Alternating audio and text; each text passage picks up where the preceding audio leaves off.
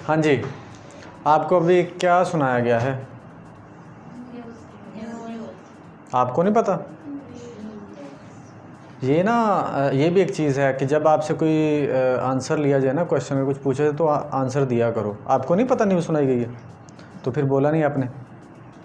बहुत दफ़ा आपको क्वेश्चन का आंसर आता होता है, मुंह उठा के बैठे हो, बताते नहीं हो। किसी ने आपसे कुछ पूछा तो इसका मतलब है कि उसका आंसर करना है आपने, ठीक है।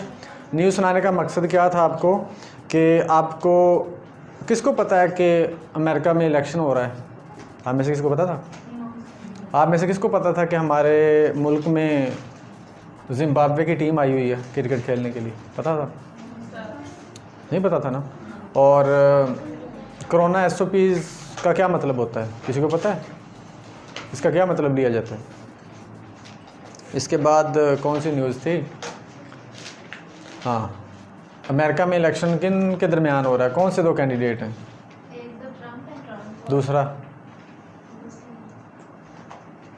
इसको बोलते हैं करंट अफेयर्स।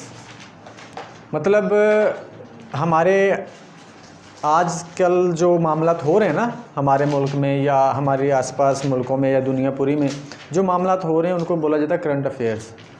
मतलब इन दिनों में जो हो रहे हैं या पिछले हफ्ते में जो हो गए हैं या अभी हो रहे हैं या अभी होंगे, वो होता है करंट अफेयर्स।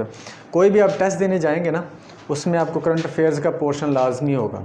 करंट अफेयर्स का पोर्शन लाजमी होगा।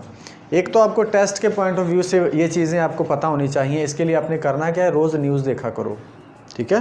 रोज़ न्यूज़ देखा करो कि आपको पता हो कि हमारे आसपास हो क्या रहा है। एटलीस्ट आपको अपने मुल्क का तो पता हो ना कि मुल्क के अंदर हो क्या रहा है, ठीक है।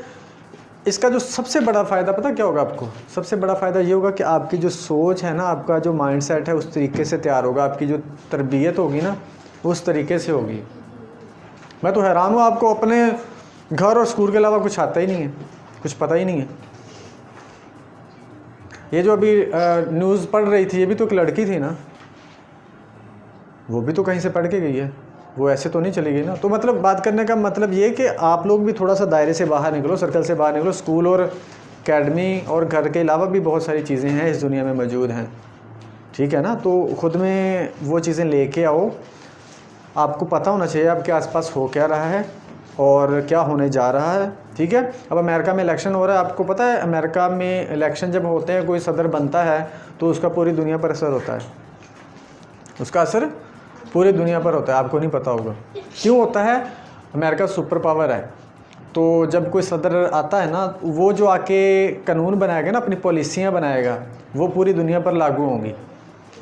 वो चाहे तो हम उनके साथ जो तिजारत करते हैं उनमें वो सख्ती कर दे, या मुसलमानों के उधर जाने पर पाबंदी लगा दे, वो कर सकता है।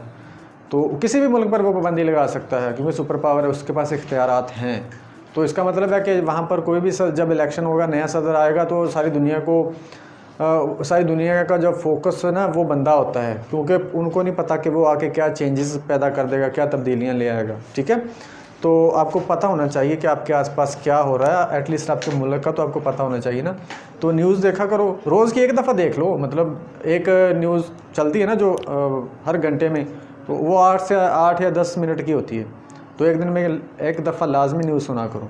आपको पता होना चाहिए आपके आसपास हो क्या रहा है। ये घर और स्कूल अकेडमी के अलावा भी बहुत कुछ पड़ा है दुनिया में, आपको पता होना चाहिए। दूसरा मैंने आपको बताया था, इसका फ़ायदा ये होगा कि आपकी ग्रूमिंग होगी। ग्रूमिंग, आपका जो माइंडसेट ना वो जदीद दुनिया जो चल रहा है ना आजकल, उसके हिसाब से डेवलप होगा, वरना आपने इधर ही रह जाना है। ये 445 और ज़्यादा बाद में, ये याद रखना मेरी बात, सही बात कर रहा हूँ मैं। अगर आप इस तरह थोड़ी सी अपनी माइंड की खुद की ग्रूमिंग करोगे ना, तो आपको चीज़ों की हाव नाव हो जाएगी। आपका जो ब्रेन, आपका जो माइंड होगा ना, आपकी जो पर्सनैलिटी होगी, उसमें एक वो अजीब तरह का रख रखाव आ जाएगा जो इम्प्रेस करेगा दूसरों को। मिसाल के तौर पर अगर आप किसी जगह पर इंटरव्यू देने के लिए जाते हो ना, तो वो आपके बोलने के अंदाज़ से, आपके बात करने के अंदाज़ से उनको पता चल जाता है कि ये कैंडिडेट बेस्ट है हमारी पोस्ट के लिए। तो अगर आपने वही रट्टा लगाया, केमिस्ट्री की डेफिनेशन, फिज़िक्स की डेफिनेशन और मैथ की कुछ क्वेश्चन की, वो तो हर बंदे के पास है। आपके पास डिफरेंट क्या है? डिफरेंट कुछ होगा तो ही चमकोगे आप लोग, याद रखना। तो अपने ये चीज़ों को आपने फोकस करना है, आपके आसपास क्या हो रहा है आपको पता होना चाहिए, ठीक है ना। अगर आपके पास आसपास कोई वाक़या हो गया ना आपके शहर में, आपके मुल्क में या आपके सूबे में, तो आपको पता होना चाहिए वो उस वाक़े की वजूहात क्या थी। आप अपनी तरफ से उसका दो कि उसकी वजूहात क्या हो सकती हैं, अपनी तरफ से ओपिनियन दे दो। मतलब बात करने का कि आपकी पर्सनैलिटी की ग्रूमिंग होगी अगर आप इन किताबों से थोड़ा सा बाहर निकलेंगे, ठीक है ना। और एक बात और, इन किताबों को जो आप पढ़ रहे हो ना, इन किताबों को सिर्फ पेपर के लिए ना पढ़ो, इन किताबों को पढ़ो नॉलेज के लिए। इन किताबों को पढ़ो कि मैं इनमें से कौन सी चीज़ कहाँ पर अप्लाई कर सकती हूँ, ठीक है ना। अब ये इसके पास एक बुक है इकोनॉमिक्स ही है ना, जिसमें जीडीपी वगैरह है। जीडीपी हमारा मतलब ये होती है इसमें इकोनॉमिक्स में ना, कोई भी इकॉनमी किसी भी कंट्री में तो उसका जीडीपी का बहुत जीडीपी उसका बहुत रोल होता है। मतलब वो इस पे भी कभी बात कर लेंगे। तो आपको पता होनी चाहिए चीज़ें कौन सी हैं। ये हमें आज ये जीडीपी हो गया, हमारी इंपोर्ट एक्सपोर्ट कितनी है। इंपोर्ट का मतलब होता है कि हम कितनी चीज़ें लेके आ रहे हैं, एक्सपोर्ट का मतलब कितनी चीज़ें भेज रहे हैं, ठीक है ना। बरामदात और दरामदात उर्दू में।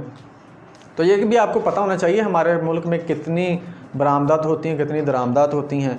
मतलब कि ये चीज़ें होती हैं जो इनको बोला जाता है जनरल नॉलेज।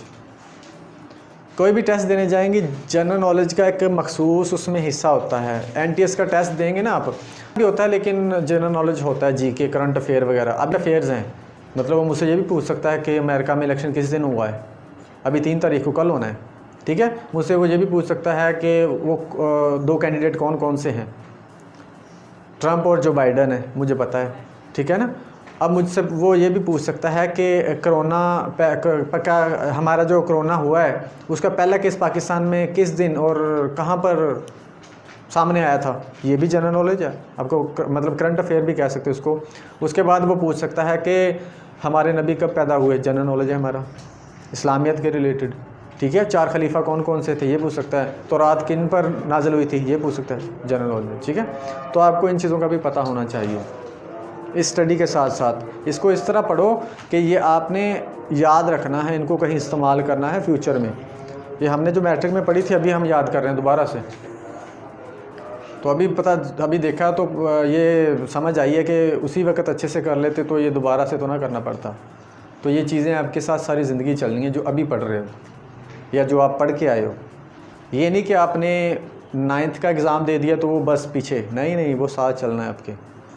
आप मास्टर में भी पहुंच जाओगे, साथ चलेगा, ठीक है। तो इन चीज़ों को भी आप साथ साथ लेके चलो, किताबों से निकल के, एकेडमी स्कूल से निकल के।